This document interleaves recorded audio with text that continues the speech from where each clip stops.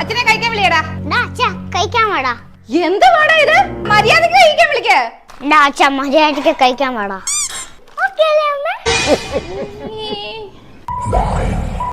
നമ്മൾ bank loan എടുക്കുവാണെങ്കിൽ 30 വർഷം എടുക്കും. അത് അടച്ചില്ല. നമ്മൾ ബാങ്ക് കൊള്ളയടിക്കുകയാണെങ്കിൽ 10 വർഷം മതി പുറത്തേക്ക് ഇറങ്ങാൻ. എങ്ങനെയുണ്ട് എന്റെ ബുദ്ധി?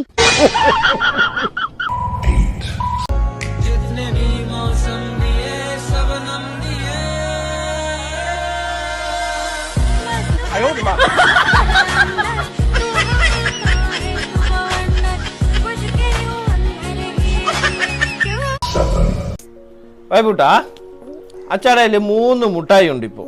ഇതിൽ ഒരെണ്ണം അച്ഛാ മോന് തരുവാണെ സന്തോഷമാവുമോ? അപ്പൊ ബാക്കി അച്ചാടെ 2 മുട്ടായി ഉണ്ട് ഇപ്പൊ. ഈ 2 മുട്ടായി മോന്റെ അനിയത്തിക്ക് കൊടുത്താ മോന് സന്തോഷമാവുമോ?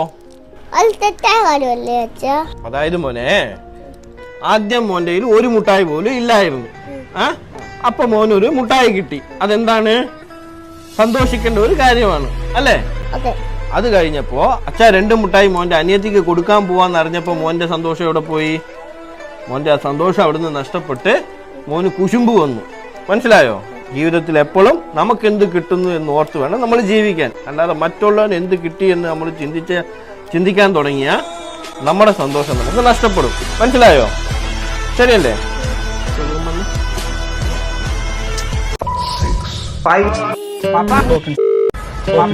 വൈബു, ഇതെന്താണ്? ഒന്ന് എടുത്തേ, താഴെ വെച്ചേ. ഇതെന്താണ്? ഒന്ന് എടുത്തേ. ഏതാ എടുക്കാൻ എളുപ്പം? ഇപ്പൊ മോൻ വളർന്ന് വലുതാവുമ്പോ പേന കൊണ്ടുള്ള ജോലികൾ ചെയ്യണോ അത് എടുക്കാൻ ബുദ്ധിമുട്ടുള്ള കല്ലുകൊണ്ടുള്ള ജോലികൾ ചെയ്യണോ? അപ്പൊ എന്താണ് ചെയ്യേണ്ടത് അതിന്? ഫോൺ ഓഫ് ചെയ്തിട്ട് പോയി പഠിക്കുന്നു.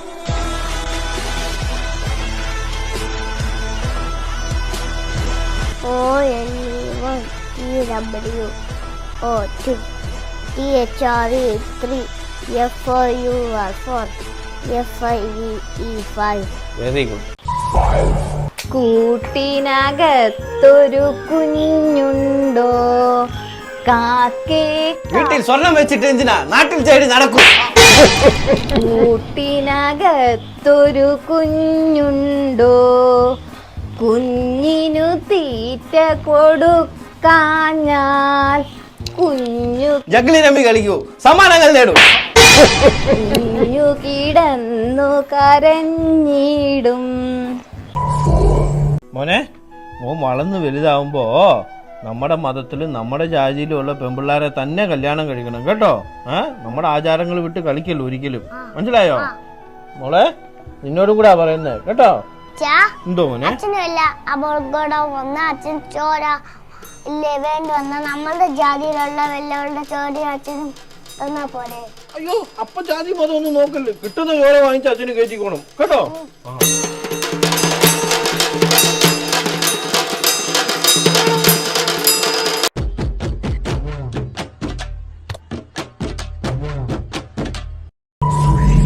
എൻ്റെ അച്ഛനും അമ്മയും ചെറുപ്പം തൊട്ടേ എന്നോട് പറയുമായിരുന്നു, നല്ല പോലെ പഠിച്ചില്ലെങ്കിൽ വല്ലയിടത്തും പോയി ബാത്റൂം കഴിയേണ്ടി വരുമെന്ന്. അതുകൊണ്ട് ഞാൻ എന്ത് ചെയ്തു?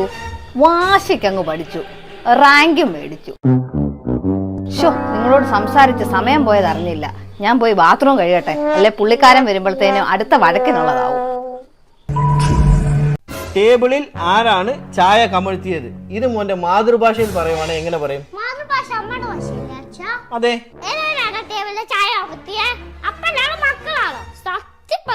അല്ലെങ്കിൽ എന്റെ താതി സ്വഭാവം അറിയും. ഓക്കെ അല്ലേ അച്ഛാ? ഓക്കെ അല്ലേ അമ്മേ?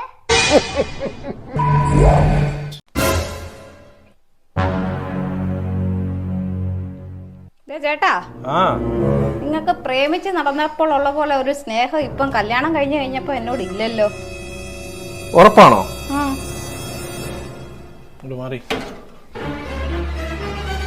ഈ കാണുന്ന 2 നിന്റെ അറിവില്ലാതെ ഞാൻ ഗൂഗിളിൽ നിന്ന് ഡൗൺലോഡ് ചെയ്തതാണോ? പിന്നെ ഈ പറയുന്നതിലും വല്ല ന്യായം ഉണ്ടോ?